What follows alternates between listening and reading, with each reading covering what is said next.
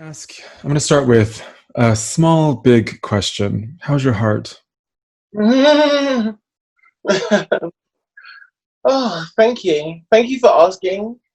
And in that way, um, my heart is gilded.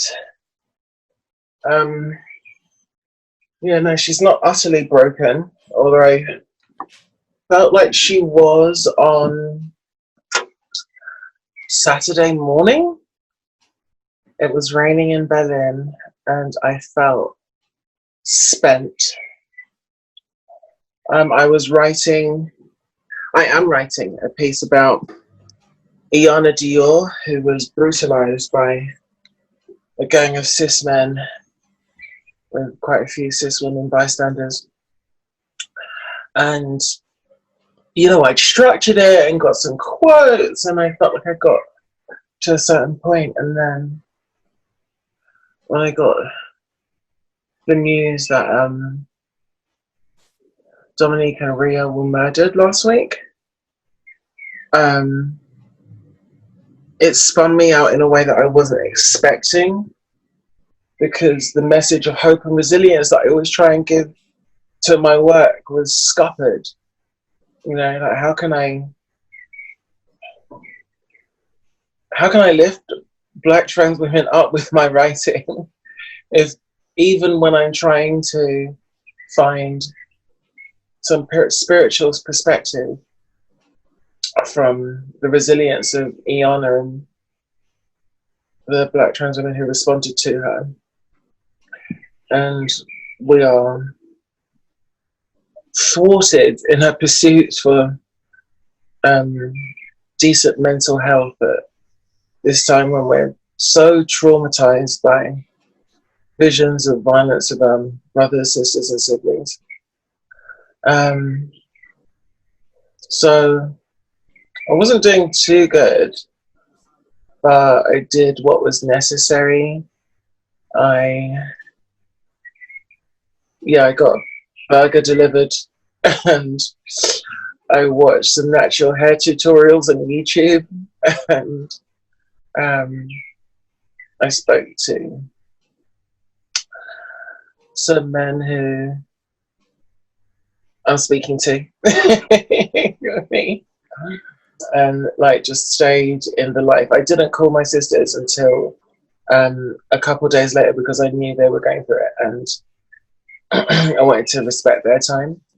And so fortunately I have some lovers who are adequately strong enough for me to lean on. And so I did that. And did you find an answer to the question about how you uplift your sisters at a time like this? Yeah, they gave it to me, absolutely. I've not been protesting for a number of reasons. It's not felt safe. But that's not quite enough of a reason to not protest. It feels far too brutal to be marching for cis Black men in particular when one has the certainty that they wouldn't march for you.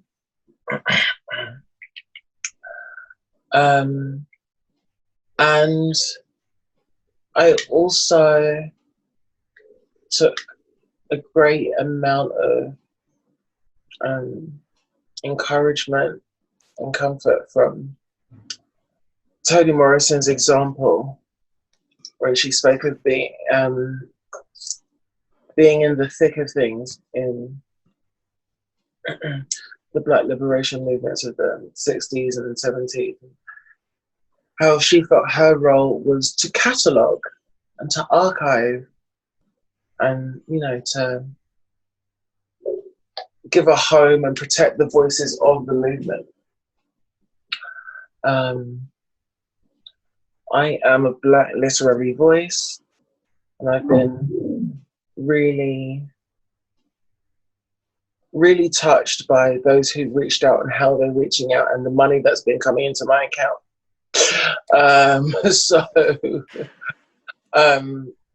I think when it comes to the message that I'm giving, it's not one that's my own. You know, I'm bathing in Black feminist theory and making sure that I know that they're the reason that we are where we are.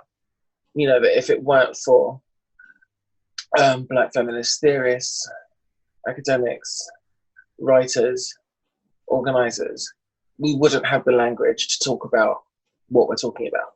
We wouldn't have the language of abolition. We wouldn't be talking about defunding police. We wouldn't be able to breathe new life into what we've been reading for the past decades, which has led to this moment. You know, we're often asked to speak during Pride Month, and I think that we're often encouraged to answer the question, is Pride is Pride a celebration or a protest? And sometimes these questions that we're asked lead us to, you know, what people want us to tell them is that there's space to celebrate and protest, and that these two things must, you know, have a space alongside each other. But I feel like the present moment calls us to reckon with a different understanding of not only Pride Month, but how we look after each other all year round. Right. I don't know if that's a question, but I'll take it as one. So there's a level of endurance and commitment to my communication with Black trans women in the UK, France, and the US right now. And what surprised me is the range of different reactions to the current moment. And that, whereas I feel like I'm not going to be in the streets right now, that's not where I feel I'm being called. Like, so many of my sisters are out there, you know, not only holding placards saying Black trans lives matter, not only you know, bellowing with the fullness of their breath, like, you know, they're really out there, like, and not unthinkingly, not like ill-considered. You know, I think because we're always in survival mode, and other people always view us in survival mode as well. You know, that's about the sex workers, right. You know, whatever. But it's so considered. And so well thought out, and you know, fighting for people who won't fight for you, as Kimberly Foster of For Harriet reminded us, is a central tenet of Black feminist thought and organising. So, I've just been so touched by seeing how, in spite of all the tragedy that is flooding our screens, they will not be dissuaded. They will not be told that they don't have a place within our movement. They rush to the center in spite of their marginalization. And it's all year round. You know, that's another thing that is great about right now, is the fact that we've been able to use technology to educate each other, to remain in contact with each other, and so every platform, it's Twitter, it's Instagram, it's WhatsApp, it's on my phone. I'm writing letters to girls in prison still. I'm writing and sending books. I didn't realize how important an act that would be for me, to be able to send books to trans girls in prison. That just feels so special. What books are you sending? I send a range. I mean, if I'm writing to a white girl, I'm going to be sending anti-racist literature. That's just part of the deal. You know, I think you can feel all kinds of ways, and you can write that, you know. you know, that you got some African boyfriend on the inside. That's all well and good, girl, but you know, you're still gonna have to do the reading. Sorry. That, but you know, I'm not joking, but at the same time, I will also send you know, cute stationery and magazines, and I sent the most recent Isabel Allende, a long Oh yes. of the thing. It's got, oh my god, really, yeah, it was just like there was sadness in it, but like, you know, she says that, you know, every story is a love story, and I don't agree with her, but her story is like every single one is just like elevated romance, and oh, there's always some Lothario just want to Oh love. God. Oh, Isabel Allende's The House of Shadows oh yeah. was what reignited my desire for children. I remember writing a piece about it that said The House of Shadows makes me feel like I want to boil my kids in peppermint and snuggle them into bed. You know, like Oh, oh, oh. she has a way of like, I don't know, of making the most difficult, you know, teeth grinding moments into something Mm, poetic and beautiful. And it's all rooted in this love. yeah, Love. absolutely. And a familial love, right? It's a love that is is at its core about family. Mm-hmm. And so I find her work and that of Gabriel Garcia Marquez important now, right? Mm-hmm. Alongside, you know, just because we spend so much time, I think, reading and educating ourselves that sometimes I forget that reading can also be fun. Yeah, You can also be stuffed away. I mean, it should be. It must. Yeah, I don't know. I'm quite strict. If I'm not into the book in like 10, 15, maybe 30 pages, then it's a goodbye for me. Nice. Yeah. So. That's how I felt about Murakami, Mhm.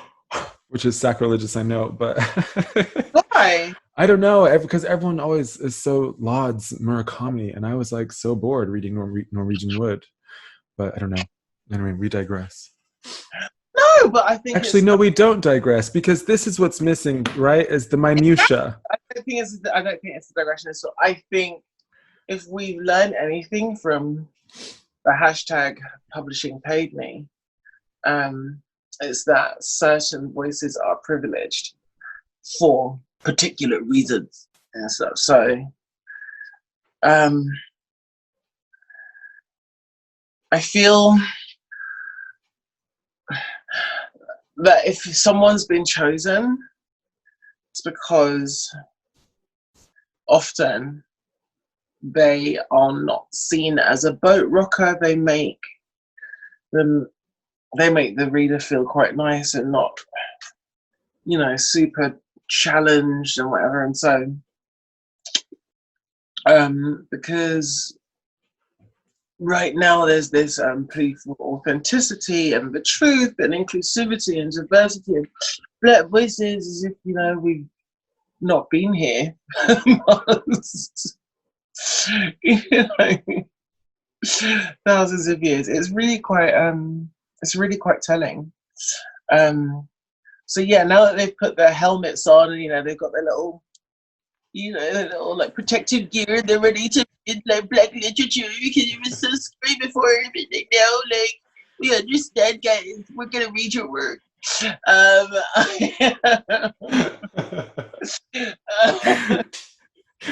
It's what you described it so well. I was saying to someone just this morning how stressful it feels to have white people all of a sudden paying attention to us, because you Mm. can't just leave white, you know, there is this big white awakening, as it were, Yeah. but you can't just leave white people to their own devices to figure it out. You got to watch, right? Because they don't know how to do it on their own. And I find that this attention is so stressful.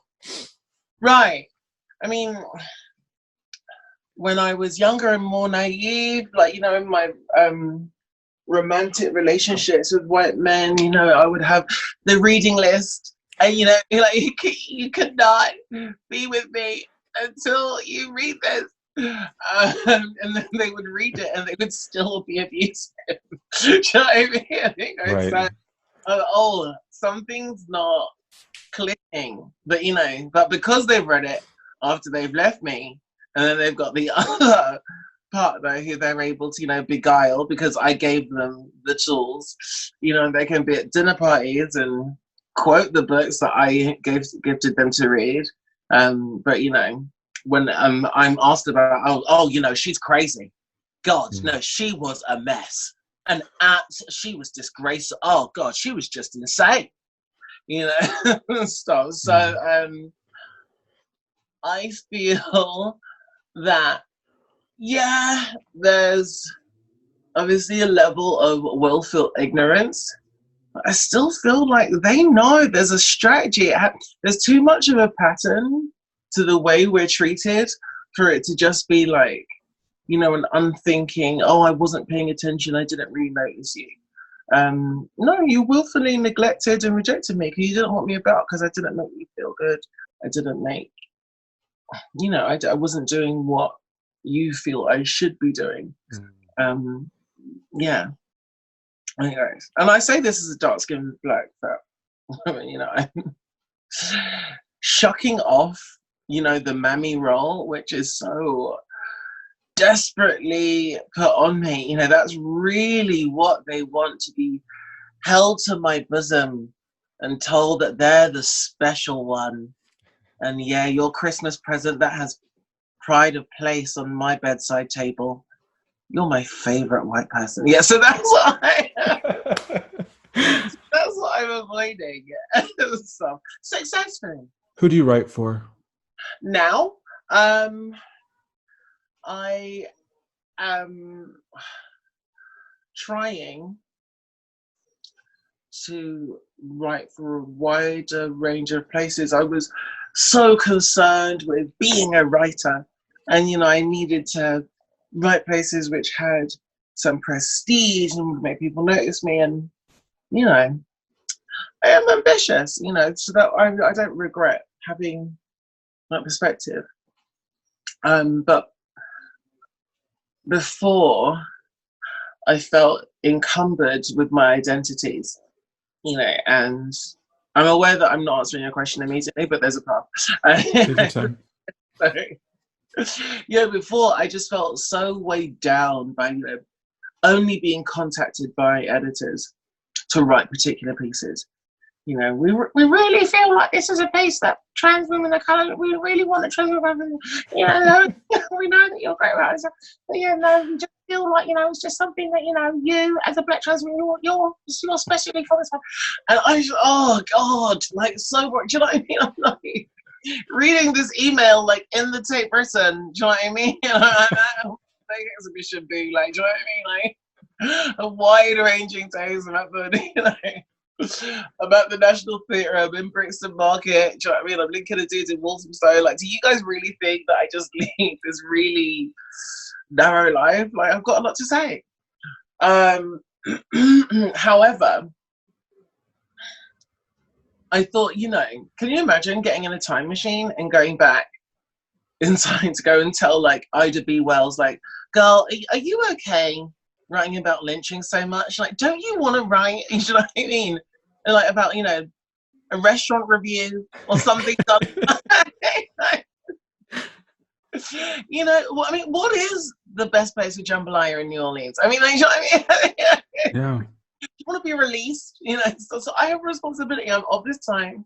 I would say, I've been reminded that Nina Simone, an artist is meant to reflect their time. And so I understand that I was born at this particular moment, and because of who I am, I have responsibility to write to my community, for my community. So, I'm lifted up by them, so I have to. And as a result, I have not stopped chasing the places that make me feel good to write for. When I was contacted by Vogue to write that, I was so elated. I never thought that I would write for Vogue, so that was great. But at the same time, I want to write for a wide range of people, and I want to write for people who I wouldn't imagine read me. we're often asked what books we recommend, and people are Okay. often very specific, right? What for your Black feminist conscience. But I want to know what books, not relating to your race, gender Mm, identity, or mm, gender, have mm. helped transform how you think about yourself. No, the book that is really, really fucking me up, and I'm in the middle of it right now, is The Vanishing Half by Britt Bennett. Um, I was waxing rhapsodical about Britt Bennett from The Mothers, obviously. And I was like, like, literally, how dare she? Do you know what I mean? She is just too much. Okay, just enough. More, please. So yeah, I was already like just on tenterhooks and stuff. And The Vanishing Half, about two twins who are light skinned, like very light skinned, so light skinned that they can pass. And they are from this community in Louisiana. It's just, it's difficult because, yeah, I've given the blurb and stuff, and I just, it's too special a book to ever hope to spoil for anyone for it gratuitously. I can't possibly do it. She's really, really so skillful, adept, a philosopher for sure. There'll be a sentence and it's like, oh, now that must have been a whole therapy session for you to get that one. Okay, literally, because you just hit me when I was 7 years old, 15 years old, and 32 in one fell swoop. Wow. Literally, thank you for signing me up like that. But also the plot is, the way it's structured, just like reading it just makes me feel coddled. Okay, not in the sense that I'm not being, it's very challenging, but I'm also very aware that there is a maestro leading me through this story. And, you know, you'll start a chapter and you're like, why now? Why this character now? Oh. So yeah, just the way it's structured and what it has to say about passing as white, passing as cisgender. Okay, like just it's embarrassing. Like I really feel like, even like, I'm so grateful for all of her success, but at the same time, like everyone should be reading her right now. And finally, I ask all of my guests the same question. What do you hope for? Oh, what do I hope for? I haven't watched the video yet. Of Angela Davis speaking, where she says that trans liberation is the proof that we need that abolition is possible. I mean, if that's really where we are, where she's confident enough to say that at this particular time, you know, when the backlash against us is so virulent, you know, they are shaken up at the thought of us being happy. Gosh, I can't imagine if we really are able to drive the current discourse home, if we're able to turn Black Lives Matter into more than we ever hoped it could be.